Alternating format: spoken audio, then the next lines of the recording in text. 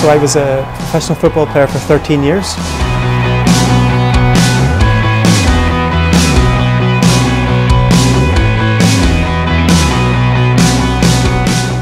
Between maybe 1994 right up to the late 2000s for different teams. First of all for Manchester United, then a team called Norwich City and Cardiff City. So I was very fortunate to have a wonderful career as a footballer, as many young men kind of aspire to, so it was always my dream.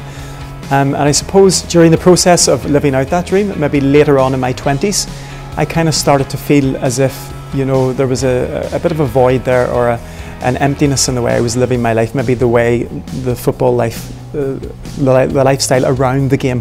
I was growing more and more dissatisfied with the way I was living, the kind of my emphasis on like material things, putting all my trust in these things as if they were going to bring me happiness.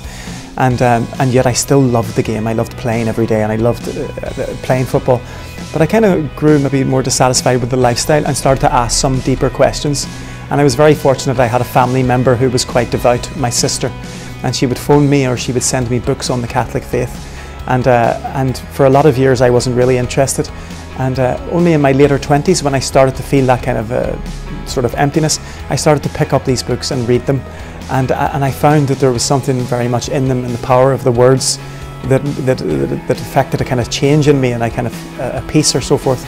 There was a kind of Protestant pastor as well who kind of had written a kind of famous book called The Purpose-Driven Life. And at this stage, you know, I just picked it up, and it had a very simple message. It was, you know, that irrespective of what you do in life, your job or your occupation, that ultimately, at the most fundamental level, God has created you for a purpose, and your identity is not to be sought only in what you do. It's who you are. And I very much needed to hear that message, because my whole identity was caught up in the fact that I was a footballer.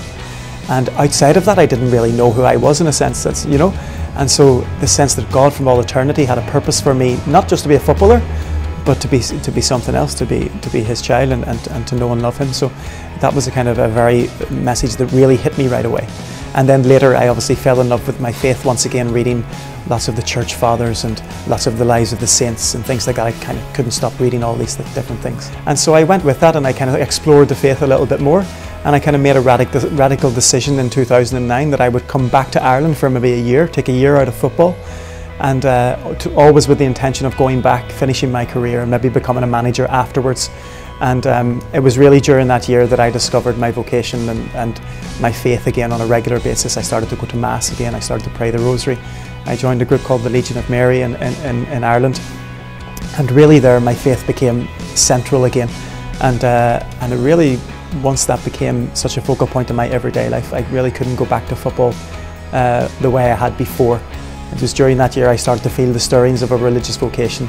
And in 2009 I entered the seminary to study for the priesthood, and 7 years later here I am. I was ordained last week, so that's a short version of quite a long story.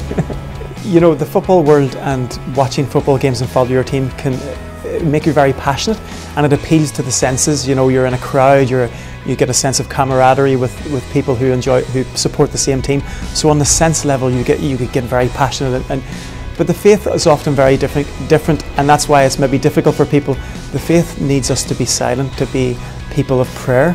It's not as kind of euphoric as being in a football stadium or watching the game, but yet it speaks to us as a deeper level, and brings us a joy and a happiness that it's not just an hour and a half on a Saturday afternoon supporting your team with that high that it can give you, and then often the low because they've lost or whatever, you know, which is obviously not good if you're bringing that home to your family life and all those different kind of things. But you know, soccer's a gift. It's a great gift. It's how we use these things. It's how we order them properly.